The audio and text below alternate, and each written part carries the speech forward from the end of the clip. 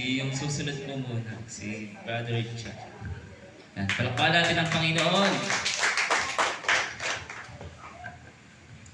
Um, Maraming pong magandang umaga po sa ating lahat at sa ating Panginoon. Siguro hindi na po muna ako iiyak kasi naubos na po dun sa loob ng 2 araw na yun.